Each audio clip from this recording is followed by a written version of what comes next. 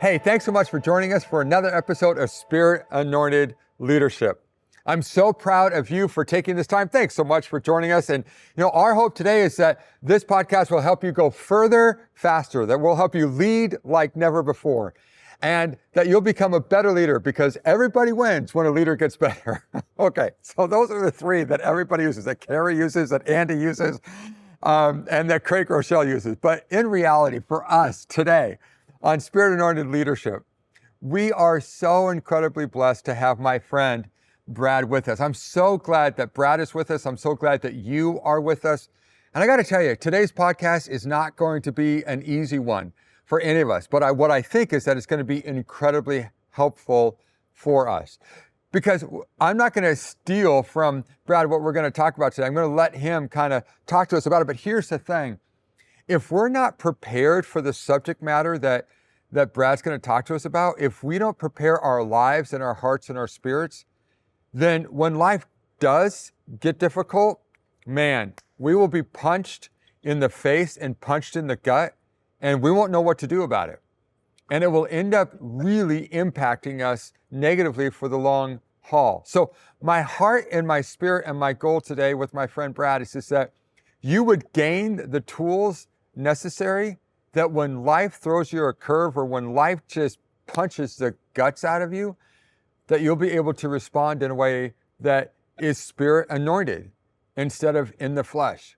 Now, give you a sense of Brad. I'll set this up a little bit and then Brad, we'll get right into our conversation, which I can't wait for. So I had the privilege of meeting Brad about 18 years ago.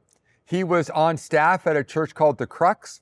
And if you've been watching or listening to Spirit-Anointed Leadership podcast for a while, you remember that we had a guy by the name of Darren Earlywine. Darren was the senior pastor of The Crux, and Brad was on staff there. And that's when I first met Brad and had the opportunity to get to know him a little bit during that time, and just really enjoyed him and his wife, Heidi. Great couple, love Jesus, just a delightful couple. And while we were there, around 2008, when I was living in Indianapolis at the time, Brad felt this prompting from Holy Spirit to plant a church. He and Heidi were going to plant a church, and that's exactly what they did. They planted Harvest Church in the greater Indianapolis area, and Mary and I got to be part of that. Mary was, if I remember right, the first children's director of Harvest, kind of helped in that way. I was the grunt guy. I helped set up and tear down. They were smart. They realized that was about the capacity that I had, so they had me setting up and tearing down, and it was great. It was fun. And it really was a privilege for Mary and I to be part of that from the very beginning. We left in 2010 to move to Michigan and to serve pastors the way that we're trying to do now. And Harvest continued to go, and it continued to go really well. And then some things started happening in about 2013. So, Brad, thanks so much for joining us. It's just, again, such a blessing to have you with us today. Why don't you just introduce yourself to the SAL podcast. Give us a sense of your background, maybe your call to ministry and that kind of thing, and what led you and Heidi to plant Harvest. Just talk to us for just a few moments about, your background and such. We'd love to hear it.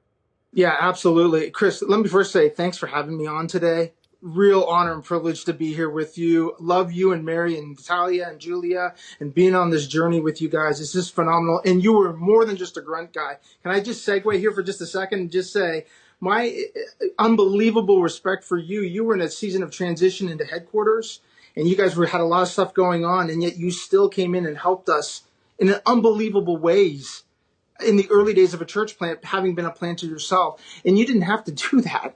So we will always be thankful for you guys, not just because of that, but because of the years that have subsequently been able to walk on this road with you. But in those early days, that was huge. So, but to answer your question, it was a privilege, Brad. It really was. So yeah, go ahead. Absolutely. Well, my wife Heidi and I, we met in Toronto. That's where I grew up. And I actually grew up at a church plant called Milliken in Toronto. So my whole background in church was pretty much in a non-traditional environment. I was in schools and those kinds of things. And so seeing all the church and being part of it as a child growing up, in a church plant. So it was a great experience. Met Heidi there, which obviously is I wish she was here with me today. She works at Wesleyan Investment Foundation, but she's phenomenal support, help in every way imaginable. And then so we Yeah, felt. I'm not sure there's a sweeter couple on the face of the planet than you and Heidi. Like you guys together, you're an incredibly nice guy, kind, very caring. Heidi is the exact same way. You guys, yeah. Like I would understand why people would come to Harvest. I sometimes wondered, well, they came to the churches we planted because they liked Mary, but I got to Oh, that's yeah. funny. I would say the same thing in my case. I mean, I absolutely, they love Heidi has been phenomenal Yeah. support. But so I went to Kingswood, Bethany, went to school there. Then from there came to Indianapolis, was working in the youth department en route to going to the Crux. And then en route to that whole dynamic of God just kind of moving in our hearts and saying, I feel like I'm wanting you to step out into ministry and into church planning specifically. And we began that road. You were an incredible coach, friend in that whole process. You and Phil Stevenson both in that whole time frame that we were working through. And we really felt called, like God, this is what God was asking us to do. And to be honest with you, we always go into ministry thinking we're going to do this for the long haul. We believe and Sure. firmly believe that was God's call for what we needed to do for the rest of our life. And we were sold in, and we were diving into that whole process, and had a lot to learn. Even though we knew we had a lot to learn, I don't think you can fully know all that you need to know before you dive into all of that.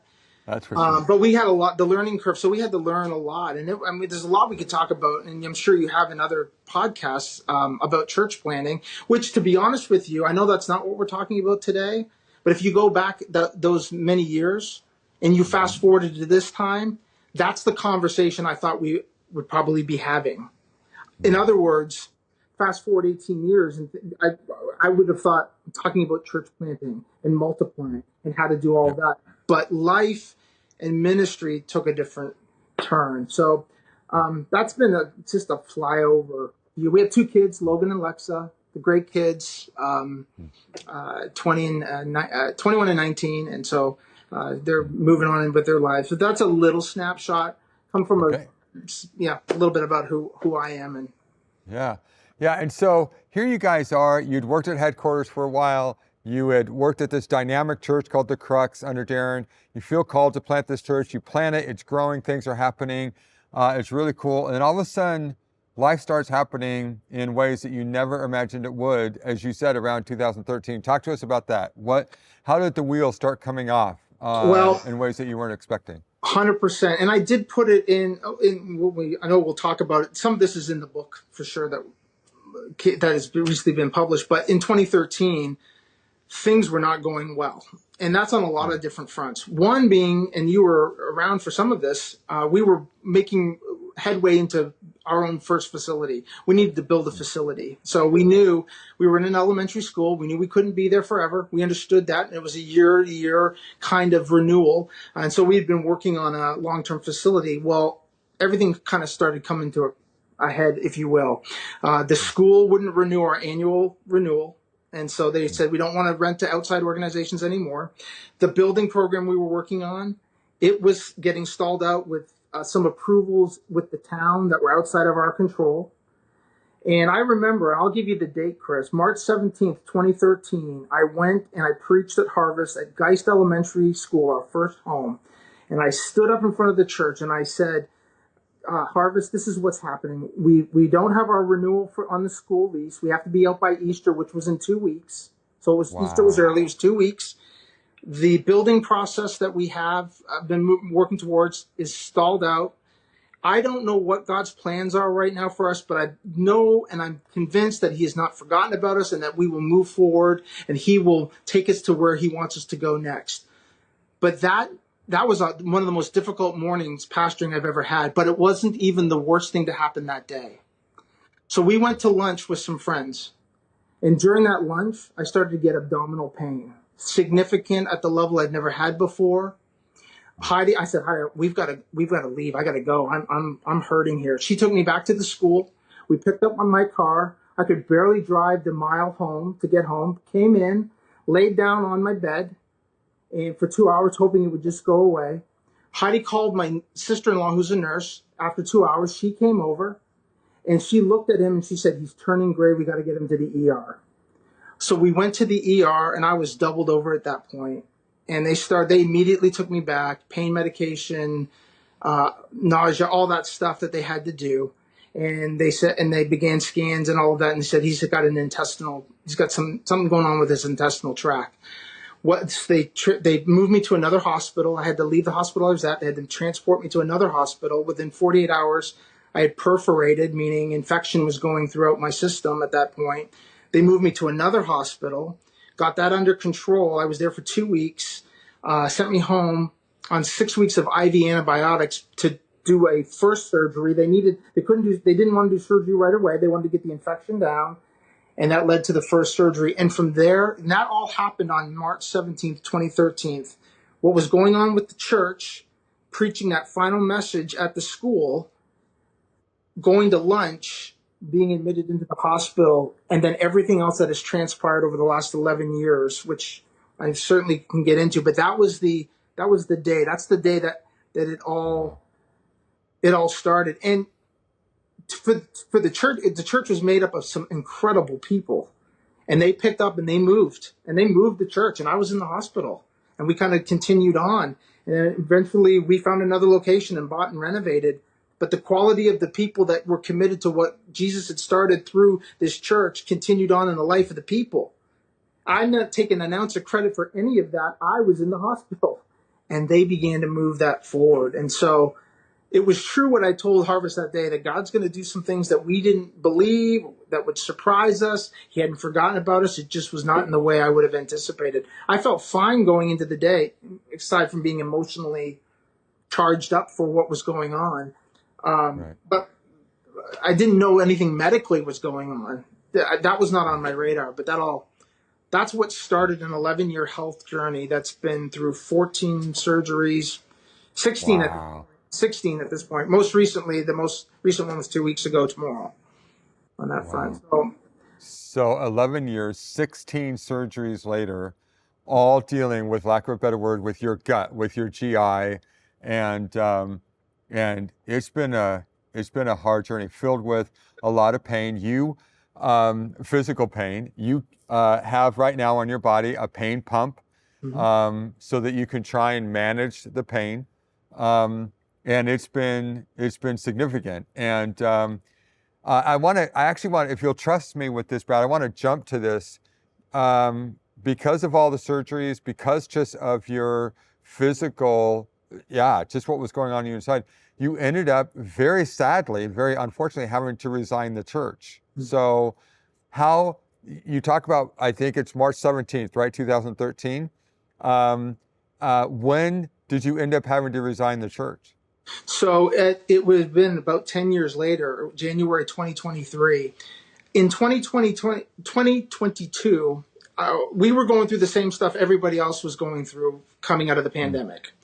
So we were not immune to that as a church, and we were having to reset. In 2022, I was having a very hard conversation with God saying, I'm physically still struggling, and I feel like I'm not doing what needs to be done, not because I don't want to, but because I feel like I can't, the capacity is not there to do what needs to be done. And this church needs to reset for the next wave, for where it needs to go next. And I was really struggling and saying, God, I'm not sure. I'm not sure if I'm going to be able to do that. I'm willing. I want to. I went into it with full on, lifelong, let's do this. But I no longer know if I can do that. Well, in 2022, I started to get sick, even sicker. So I lost about 35, 40 pounds at that time because of the ongoing GI. I wasn't able to eat, and that's where the pain pump came in.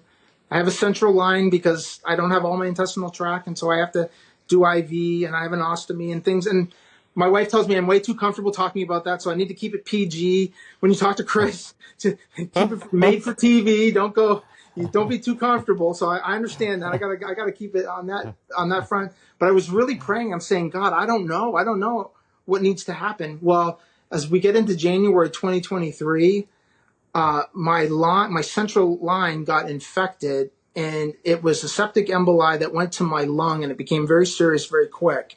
And I was readmitted into the hospital for a week.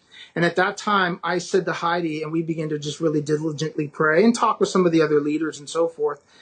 And as much as we felt the conviction in 2007, when we started Harvest to start the church, we began to feel something we never thought we would feel, and that was the conviction to have to step away from something that we started and really wanted to see through, but came to the very difficult reality that we were no longer going to be able to do that. Health, family, but more importantly, the ministry of the church required, we felt, for us to step away. I know you've had to step away from ministries too. I wasn't prepared for having to deal with all of that side of it, but we felt, I would put it this way, we felt the conviction, as much conviction to have to step away. We didn't want to.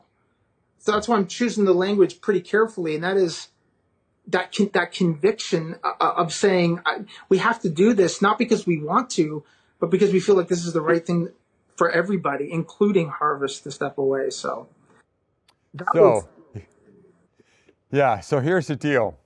I'm going to do a cliffhanger, and I'm going to do it on purpose.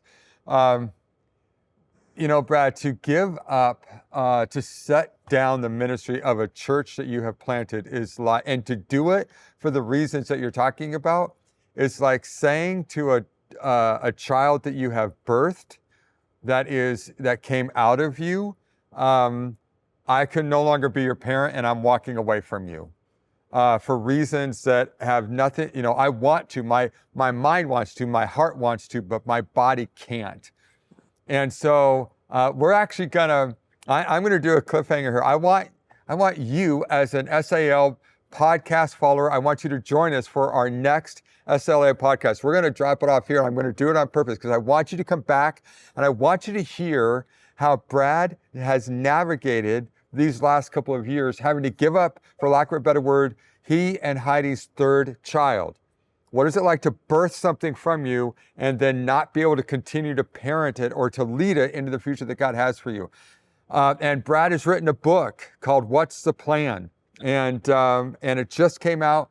And we want to talk about that book. We want to talk about the lessons that the Holy Spirit has taught him and taught Heidi in the midst of this. So please join us again. Would you do me a favor? Like this podcast, subscribe to it, share it with your friends. If you've got a friend that's going through a health issue or whether it's physical or emotional or mental, and they just need some encouragement, please share this with them.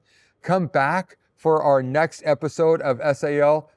We want to hear from the Holy Spirit. We want to hear from Brad of what the Holy Spirit has done in and through Brad to get him through it. And you're not going to want to miss it. So thanks so much for being us. Let's be Spirit-Anointed leaders that trust God even in the midst of things that don't make sense. I can't wait to see you next time. We'll see you then.